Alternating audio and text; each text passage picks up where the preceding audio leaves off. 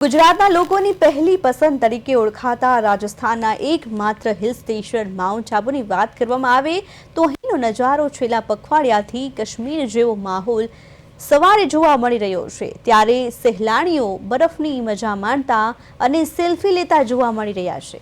તો વળી સતત કાતિલ ઠંડીના લીધે વાહનો સહિત બાગ બગીચાઓમાં બરફની સફેદ ચાદર જોવા મળી રહી છે।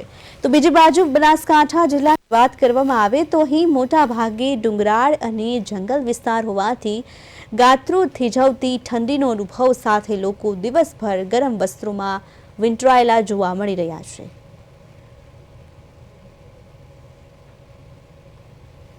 कहाँ से आए बता? बहुत अच्छा मौसम है, देख लो भैया।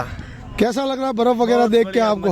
कहाँ से आए आप? हम गुजरात भावनगर से आए। कैसा लग रहा है? भावनगर का मौसम कैसा होता है और यहाँ कैसा है? मौसम तो ठीक है, इधर का मौसम ज्यादा अच्छा है। बर्फ वगैरह देखने को मिली? मिली कैसा आनंद लिया?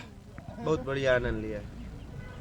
कैसा फील हो रहा है भैया माउंट आबू में कश्मीर जैसा माहौल? बहुत फील जाएगा, कैसा आनंद ले रहे?